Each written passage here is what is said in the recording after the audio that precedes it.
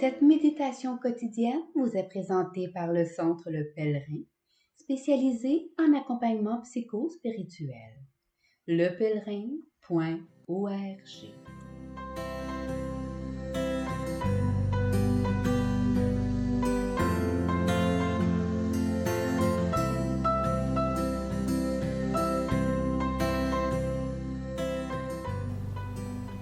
Évangile du lundi 22 mai.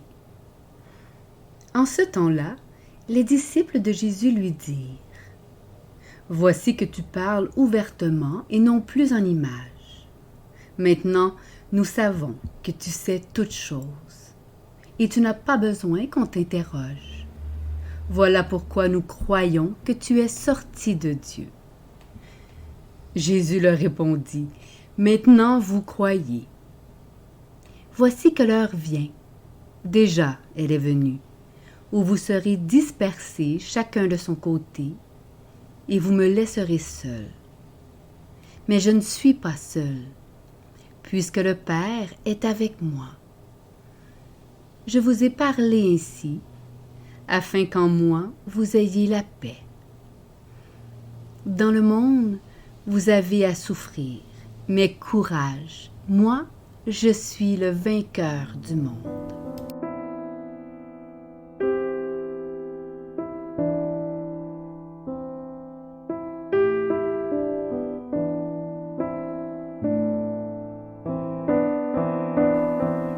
Méditation.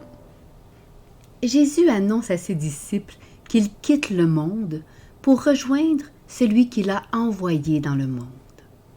Je suis sorti du Père et je suis venu dans le monde.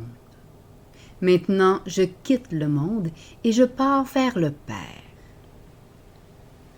Entre le Père et le monde, la descente et l'ascension du Christ tissent un dialogue en forme de Dieu. La connaissance du Père répandra dans le monde une vérité divine. La vie éternelle, c'est qu'ils te connaissent, toi, le seul vrai Dieu, et celui que tu as envoyé, Jésus-Christ. La vérité scientifique est un plan qui décrit le monde pour le posséder. Dans la détresse de l'existence, cette vérité n'a rien à me dire. Il lui est indifférent que je vive ou que je meure. Cette vérité se manipule sans engager sa vie et elle ne sauve pas. Il en va tout autrement de la vérité spirituelle qui ne s'approche qu'en s'approchant soi-même. La vérité divine est une vérité que je deviens dans une contemplation où je dépose mon être. Je me confie au Christ qui m'assimile à lui. Le monde, c'est ce qui se disloque de crise en crise et se recompose dans les convulsions. Il se débat en soubresauts et nous entraîne dans son tourbillon liquide. Planter ses mains dans la terre ferme, est-ce une sécurité? À peine nos mains touchent-elles la rive que le courant nous arrache. Le Christ avertit ses disciples qu'à l'approche de son arrestation, ils entreront dans le trouble.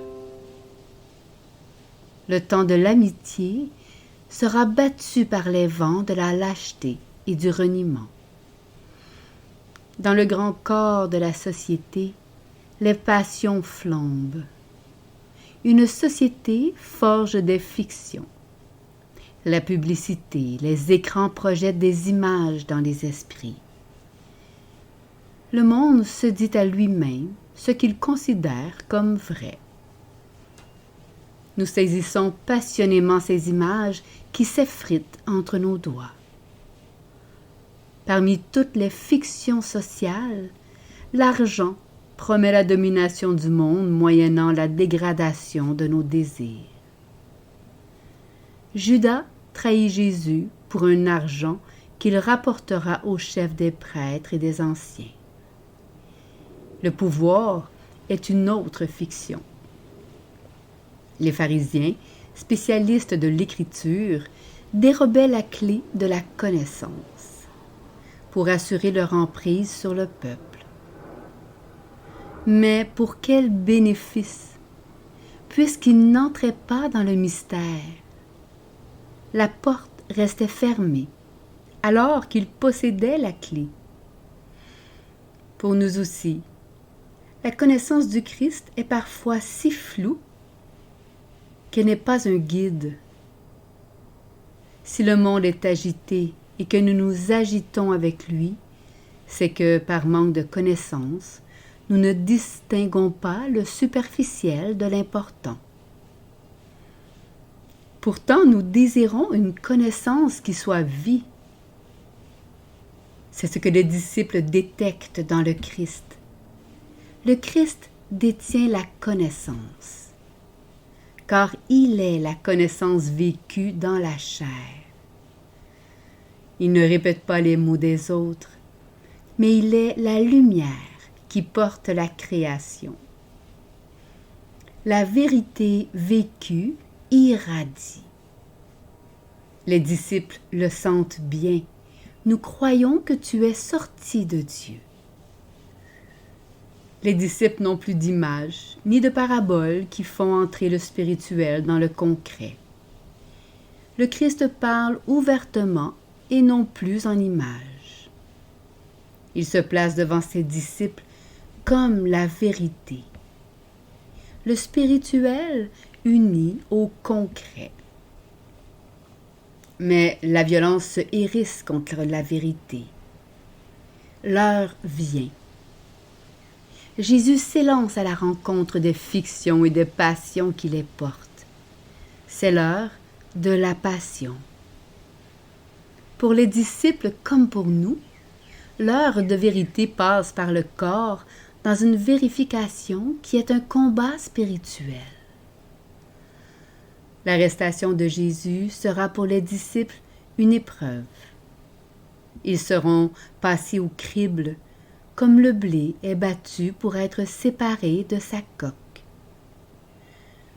Le Christ détient la connaissance à laquelle on accède qu'en se dissociant des apparences.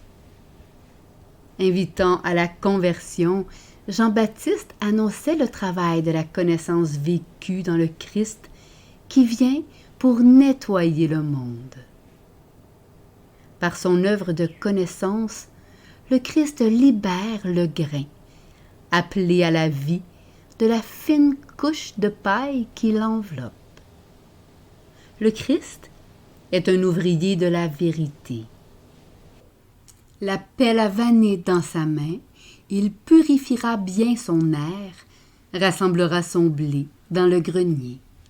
La balle, il la brûlera au feu, jamais éteint.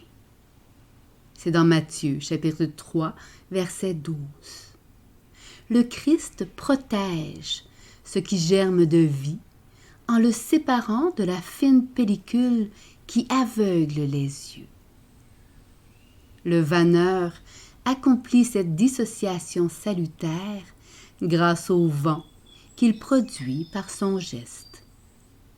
Par le mouvement qu'il donne à l'air, le vanneur fait volter la paille et recueille le grain.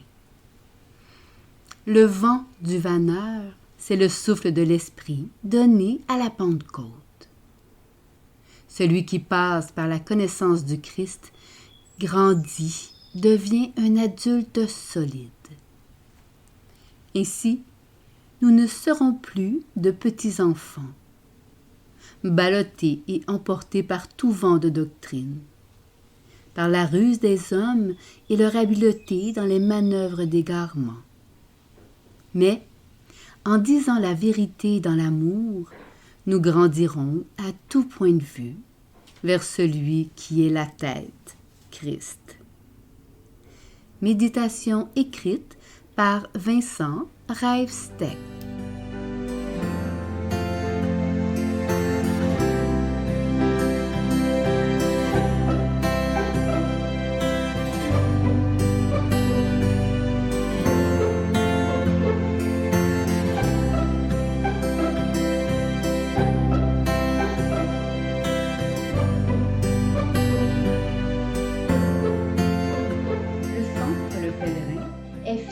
d'offrir depuis plus de 20 ans un service d'accompagnement ainsi qu'un certificat universitaire en accompagnement spirituel.